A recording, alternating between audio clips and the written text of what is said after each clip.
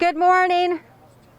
On behalf of the Women's History Committee, I would like to welcome everyone to our presentation of the City of Tampa's 2021 Josephine Howard Stafford Memorial Award. Thank you all so much for coming out today. My name is Jennifer Dietz, and I am joined today by my committee co-chair, Allison Smith. We are pleased to introduce our MC, Interim Fire Chief Barbara Tripp of Tampa Fire Rescue. She was not only the first Black woman promoted to this rank, but she herself is also a recipient of the Josephine Howard Stafford Memorial Award. Having received this honor in 2018, she has served on our committee since that time and continues to inspire us today.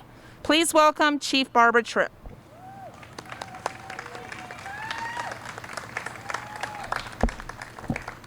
Good morning and welcome. March has been designated as the month to celebrate Women's History Month. During the month, the world will celebrate the honor contributions of many women in the U.S. We are here today to present the 2021 Josephine Stafford Howard, the 2021 Josephine Howard Stafford Memorial Award to a woman with class. This award was established in 1997 in honor of Josephine Stafford, who was the first woman to receive a judge, to serve as a judge in Hillsborough County, as well as the first female assistant city attorney. Each year, the city celebrates Women's History Month and present this award to outstanding female employees who demonstrate commitment to her position and the community. At this time, I would like to acknowledge other former Josephine Howard Memorial Award winners who are in attendance today. Mayor Jane Castor, Jean Duncan, Gilbertina Wright, Jeanette LaRusso, Adria Colina, Regina McBride Smith, Kathy Betancourt, Jan McLean, and if there are any other recipients we have missed, would you please raise your hand so we can acknowledge you? We would like to take a moment to acknowledge our elected officials and special guests. Lynn Gray, Chief Dugan, Jean Duncan, Jeanette Fenton, Chief John Bennett, Brad Bear, Ruben Delgado, Lee Burkhoff, Charles Miranda, Joseph Citro, Nancy Miller, Milan, my apologies, Guido Maniscalco, Dennis Ruggiero, Gwen Myers, Shake Washington, and Hillsborough County Sheriff, Chief Chad Chronister here, but he have representative here. If there are any other current or former elected officials in the audience, please raise your hand so we may acknowledge you.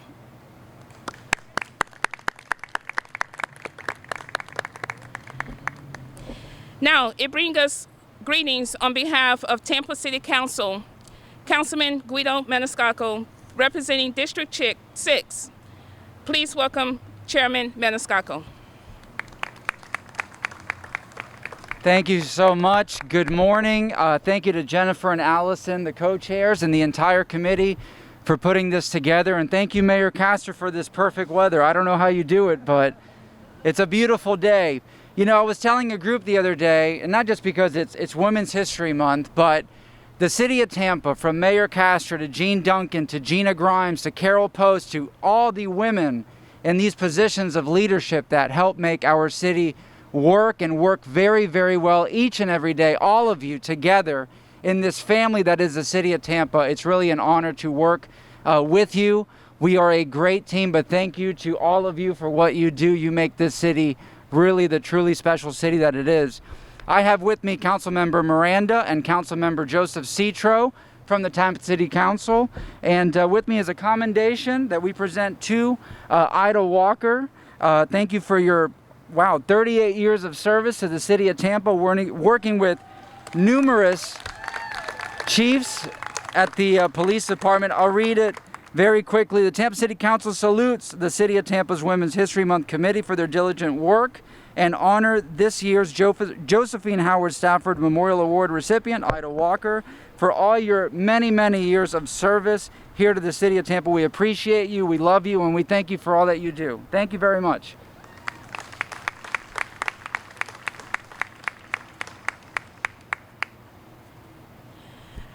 Thank you, Chair Maniscalco. It is now my honor to introduce the busiest mayor in the U.S., who we're lucky to have as our mayor as the City of Tampa, who was also a previous recipient of the Josephine Howard Stafford Memorial. Please welcome Mayor Castor. All right, thank you, Barbara. And thank you, Jennifer and Allison, for all you have done to make today possible. This is a glorious day here in the city of Tampa, perfect weather. We are on a roll. Some of you may not know we won the Super Bowl, just in case you missed it. Go Bucks. But this is even more important today, to recognize Ida Walker. I'd also like to thank Brad Baird, because I know you have been involved with this Women's History Month celebration from the beginning, as has Jeanette Fenton, one of the original founders. So thank you to the two of you for making today possible. And it wouldn't be possible without Josephine Stafford. And I didn't have the privilege of knowing her. I know that my good friend Gina Grimes and Brad Baird knew her very well, and was described as quite a character. Apparently, she worked very hard, but she also played very hard. And everyone that I have talked to through the years had nothing but positive things to say about her. So I think that it is quite an honor that we remember her to this day and her contributions to the city, but also that we honor other women that are doing great things in our community. I recall Guido talked a little bit about women in positions of leadership, and my good friend Tina Wright, when we were at the police department, Steve Hogue was the chief of police, and Tina Wright was one of the assistant chiefs, of which there were two, and Steve Hogue, I think, made the mistake of making me an assistant chief. And I remember the first meeting of Tina and myself sitting on the other side of Chief Hogue's desk, and he said, "We're going to do this, this, and this." And Tina and I just kind of looked at each other and did sort of a slow shake. And he looked at us and he goes, "Boy, I've made a terrible mistake, haven't I?" And we said, "Yes, sir, you have, because women are in charge now." So we had a great time, and I think we did good things for the city, without a doubt. But I tell you, I couldn't be more excited to be here to recognize my dear, dear friend, Ida Walker. You know, it says on here she spent 38 years with the police department. Many of you may or may not know she grew up over in the Robles Park area and really came to work at the police department. If you would look at her, you'd think she came to work at the age of 12. But she came very early and has been here 38 years. I know her family is here right now to recognize. Her mom and her sister are here, and I know that the whole family is supporting her. Her wonderful husband, Jimmy, is over here as well. But it says in here that Ida has worked for 6 chiefs. The reality is 6 chiefs have worked for Ida, because Ida is the one that knows how the city works. She knows the history, and she knows how to get things done and how to do it very diplomatically. She would never say, "Chief, that's not the way it's done." She would say, "How about we look at it this way?"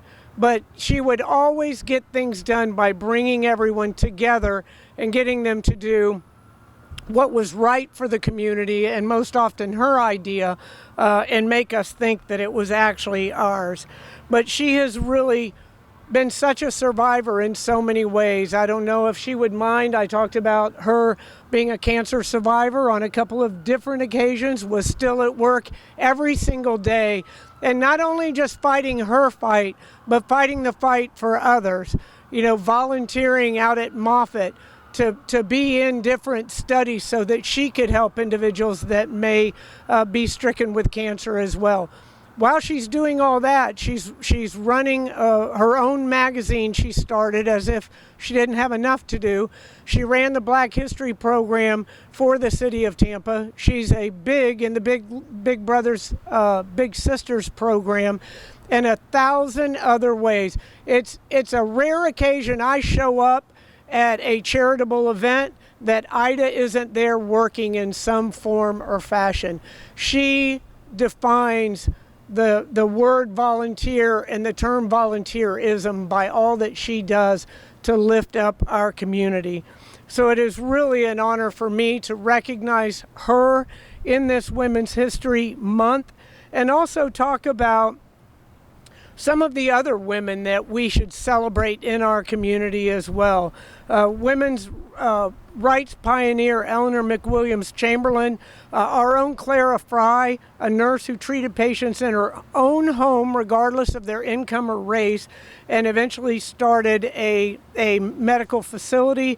Blanche Armwood, educator activist, first Florida woman to graduate from an accredited law school. Our own Kate Jackson founded the Tampa Civic Association, and her organization became the first, was a major factor in the city's first water and sewage systems, first library and recreation facilities. Many of you may have remembered Catherine Barja, first woman to serve on city council. Jeanette Fenton out here was mentioned earlier, the founder of the Women's City of Tampa's Women's History Month celebration. Sandy Friedman, first female mayor of Tampa. Arthenia Joyner, first of everything. And if you haven't had a conversation with her, you need to talk to her. And Pat Frank, who just retired and is still sharp as a tack, just had a conversation with her the other day, and she spoke at last year's Women's History celebration. And if you missed that, you should go back and watch that video. What a voice for women's history. So we have a lot to celebrate this month, but mostly we are celebrating our good friend Ida Walker on this much, much deserved distinction. So congratulations to you, Ida. And I have a proclamation to read, but although Guido talked about the great weather, I know it's a little warm out there, but it has to do with everything that Ida has accomplished. And I think there's 4 or 5 different volumes of this with all of the things that she has been involved in.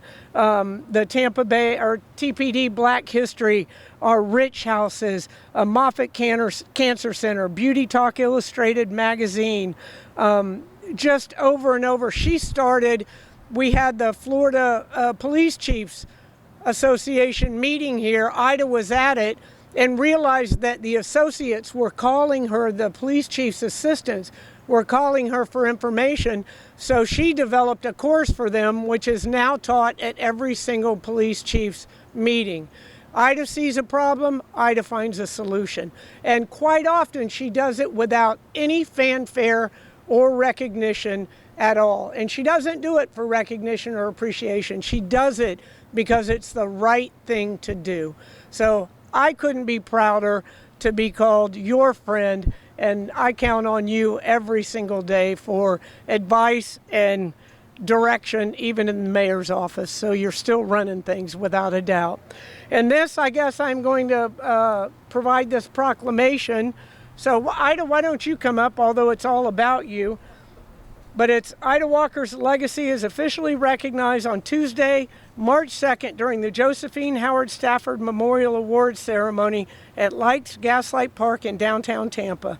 Now therefore, I, Jane Castor, by virtue of the authority vested in me as mayor of the city of Tampa, Florida, do hereby proclaim the month of March 2021 as Women's History Month in the city of Tampa, Florida, and urge all citizens to pay tribute to Ida Walker on her selection for this honor and to observe this month by paying special recognition in their own way to all women who have positively affected their lives. Dated in Tampa, Florida, the 2nd day of March 2021. Congratulations, Ida. You guys want to come over and take a picture? There we go.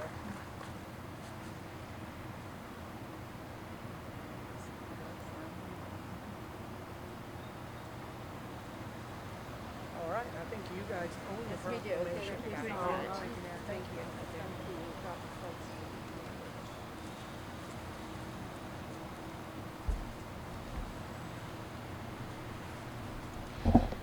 Thank you, Mayor. Thank you, Mayor. It is now time for the presentation of the Josephine Howard Stanford Memorial Award. This award recognizes a woman who has made great strides in her profession, and it is given in honor of Miss Stanford, who devoted 24 years to the city of Tampa as an assistant city attorney. She was an advocate for women issues, both professional and in the community. In 2015, Ms. Stanford was inducted into the Hillsborough County Women Hall of Fame. I would like to present last year Josephine Howard Stanford Memorial recipient Jean Duncan, who is the Administrator of Infrastructure and Mobility, who will be introducing this year's honoree. Ms. Duncan.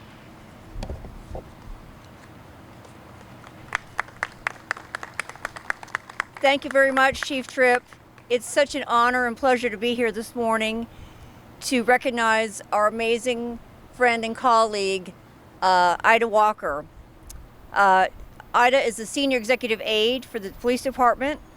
I'll repeat some of the things the mayor said this morning, but they're definitely worth repeating because it's just such a unique career to have to talk about here.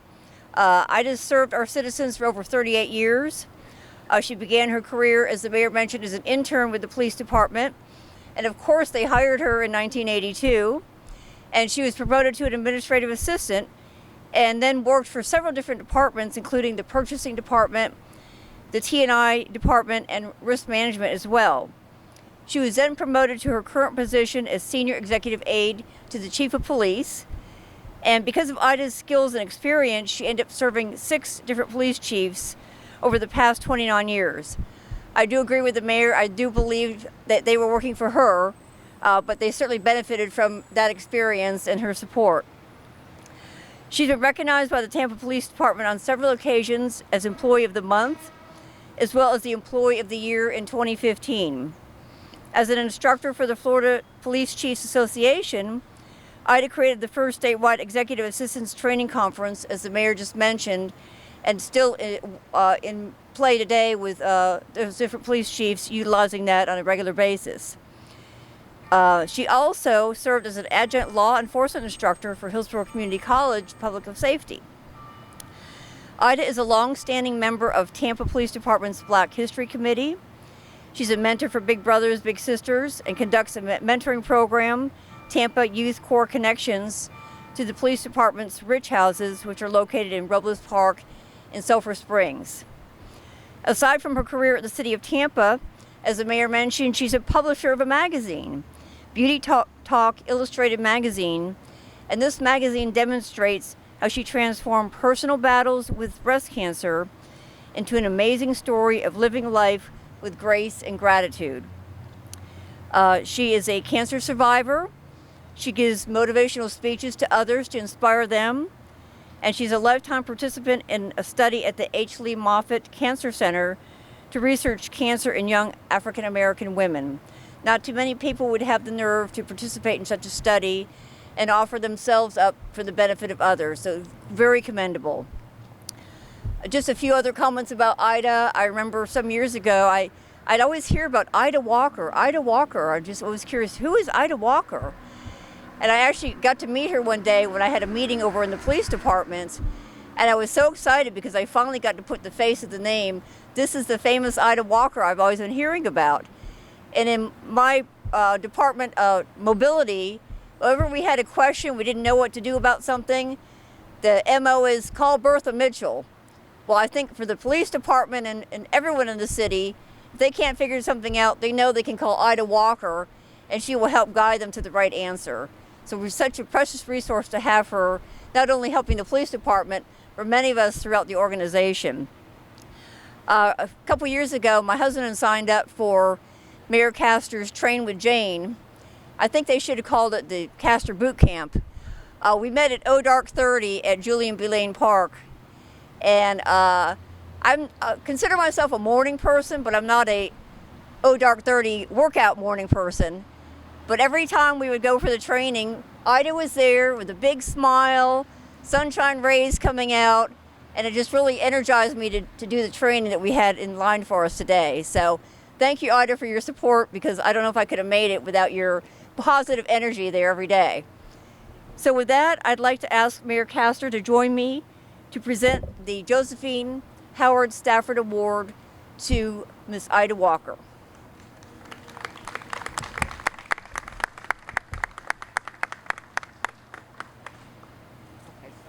Let's see. Oh, I'm sorry.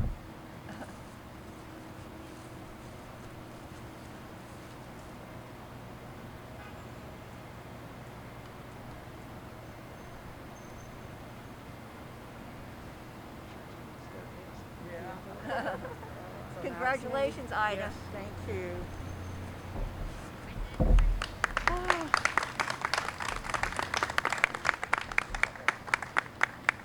Thank you, everyone. I am so happy to take this off for a few moments. It is so hot over there.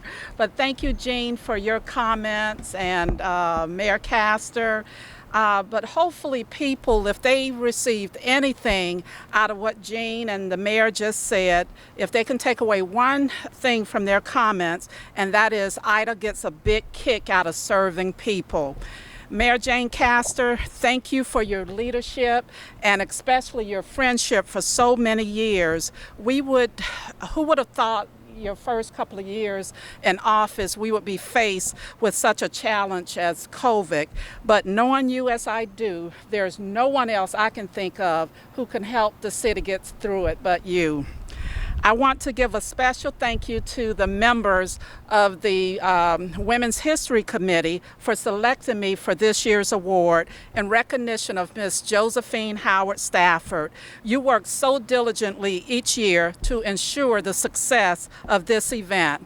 And I want to say thank you to my friend Gilbertina Wright, who she was the retired assistant chief of police. She nominated me for this award, and I just want to say thank you. Like Mayor Castor and the rest of the recipients here today, Tina is also a past recipient. And with that being said, it is such a blessing to be part of a cohort of women who have received this award before me, each of whom I think so highly. I would be remiss, however, if I did not thank Miss Julie for sharing her mother's memories with us for the past 20 plus years. I had the pleasure of working with Miss Stafford when I was the administrative assistant for the purchasing department more than 30 years ago. Miss Stafford was the attorney assigned to our department at that time. Whenever I would visit her office, it felt as if I was going into an English Grammar 101 class with an expected quiz. I believe many of you who have been around for a while could relate to this characterization of Miss Stafford. My visits were mostly about contracts, RFPs, and other department documents. Back then, emails were not a thing in the city. We actually went in person. Those squiggly lines from AutoCheck that appear on our computers today, they look very similar to the proofing marks from Miss Stafford's red pen. However important those grammar lessons were, they paled in comparison to Miss Stafford, the advocate. She was a let's get it done type of woman who reminds you of that favorite auntie. You know the one, the spunky one, you can always count on to have your back. The last project Miss Stafford and I worked on together had little to do with city work and more to do with the city worker. One of the young ladies that I supervised was diagnosed with late-stage breast cancer and was given 3 to 6 months to live. This was my first encounter with anyone being affected by this devastating disease. What I learned from Mary and Miss Stafford was a tremendous help to me years later when I experienced 2 journeys of breast cancer myself, and as I continue to be vigilant in my care today. You see, Mary was a struggling single mother with 3 young children who were in terrible need of guidance and support. She was estranged from their father and most of her family members. As a parent, you can only imagine the stress she experienced knowing that her children may end up in the system without anyone to care for them. Another coworker and I knew that we needed to do something to help Mary. The only person that came to our minds was, guess who? Yes, none other than Auntie Josephine, who immediately went to work on Mary's behalf to ensure the children would be taken care of legally as Mary had hoped.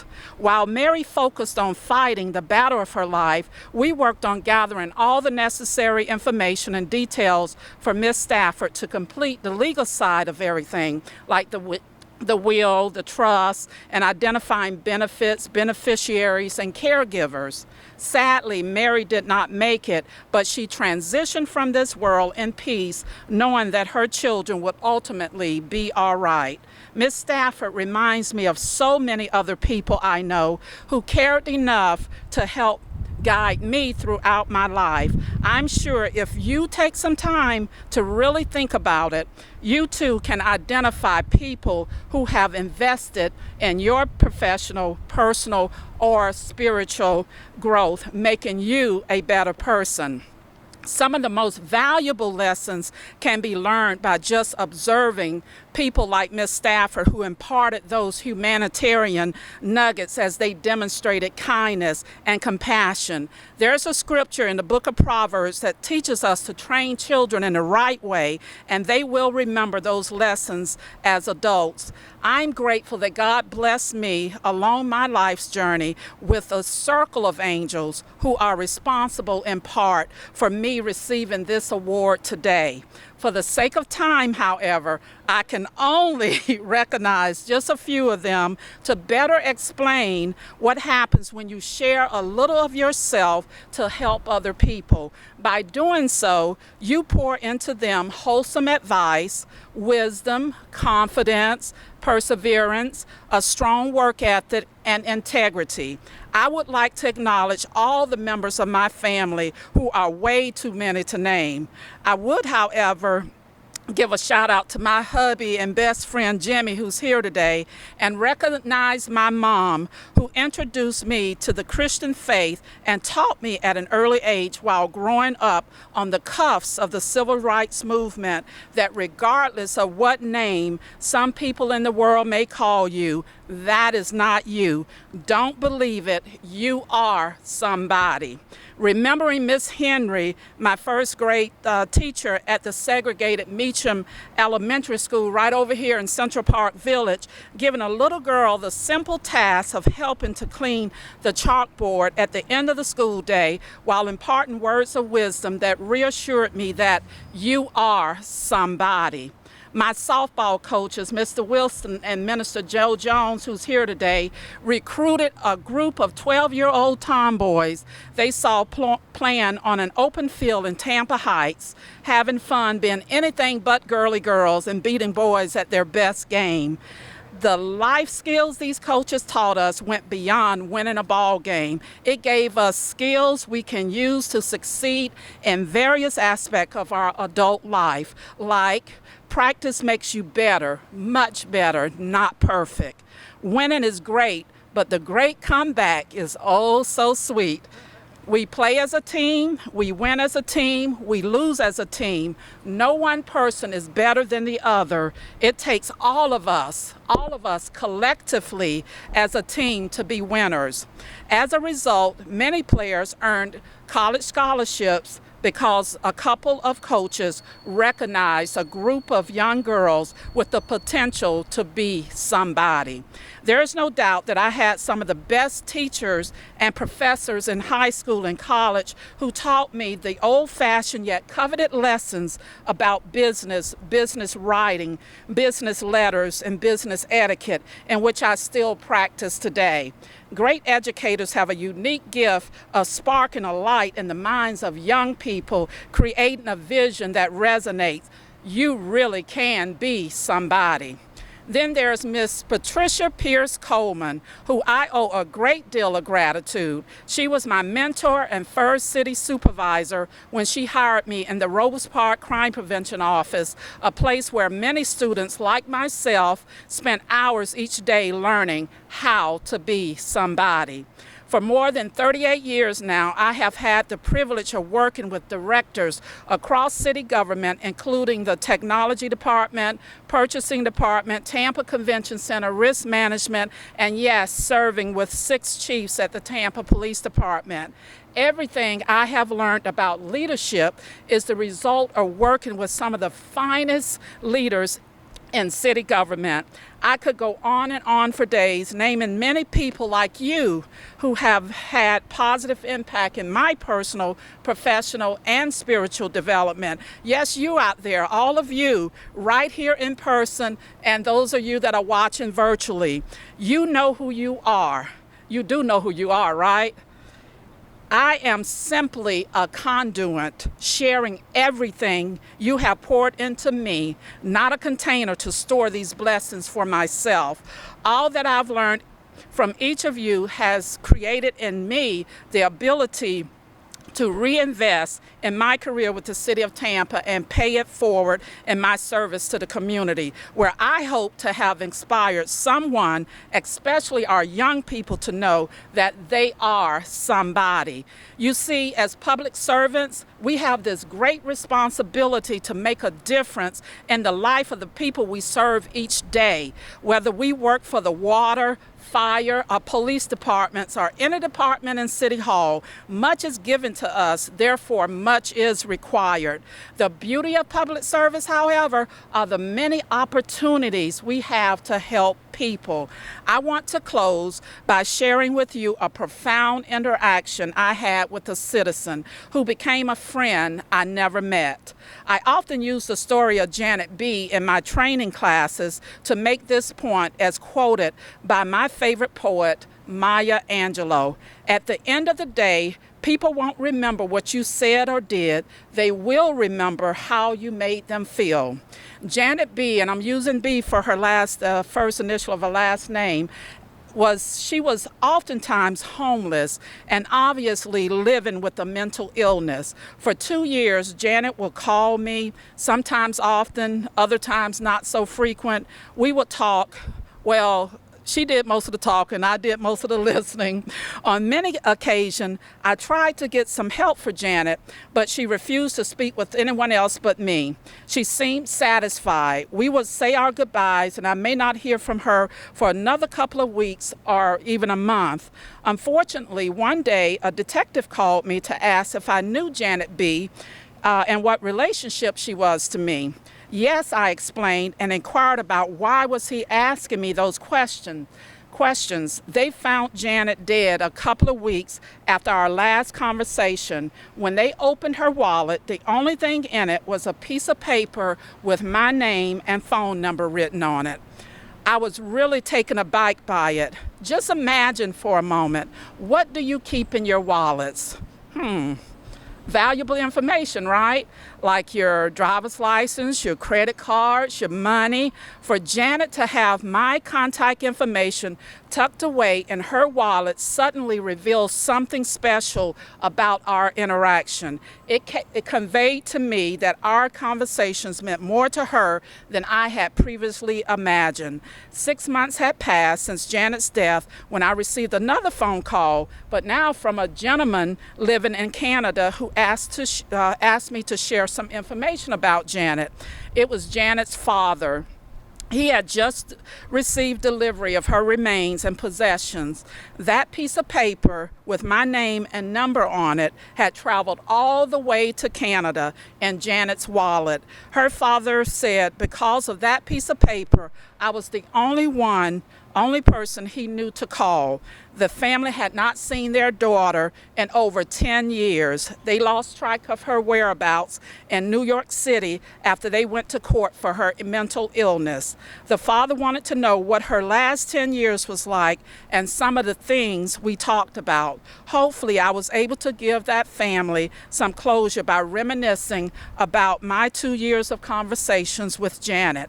The moral of this story and message I want to leave with each of you today is the importance of starting our workday with a heart to serve people, all people. You may not have power of the pen like Miss Josephine Stafford or a chalkboard, a softball team or a classroom, but each of us has room to cultivate positive relationships and partnerships on the job and in the community. There are many somebodies out there like Janet B. and me who could use a bit of inspiration or positivity from you. May God bless each of you, and thank you again for the honor of receiving the Josephine Howard Stafford Award. And remember, you are somebody.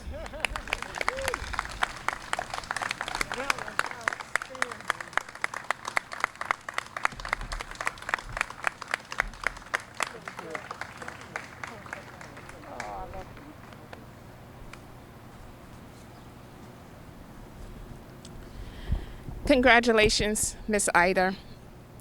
I have a poem for you, a little short poem for a strong woman, and that's what you are. A strong woman is one who feels deeply and loves fiercely. Her tears flow just as abundantly as her laughter. A strong woman is both soft and powerful. She is both practical and spiritual. You are a strong woman, and you are a gift to the city of Tampa.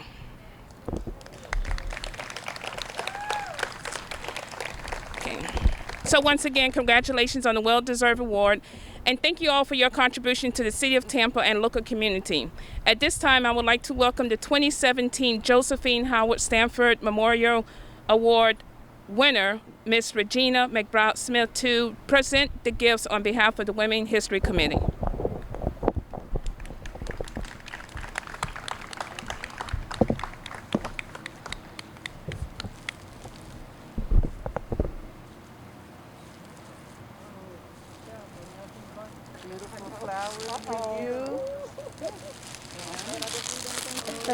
And a beautiful butt cake for you.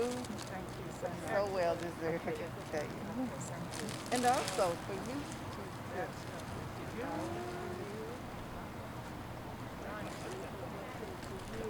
Yes. It is indeed my pleasure, Miss Walker, to present you with these gifts this morning on behalf of the Women's History Month Committee. Congratulations again. God bless.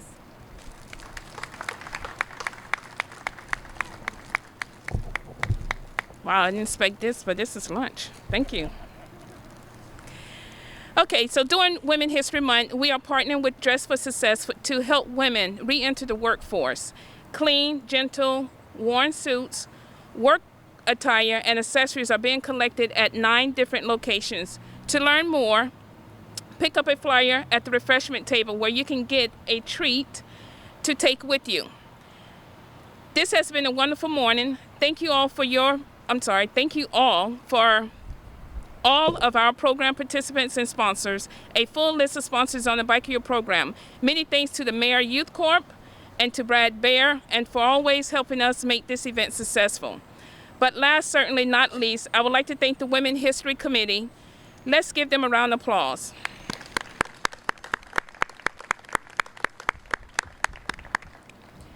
It has been a pleasure to be the MC for today. Thank you all. You have a great day and be safe.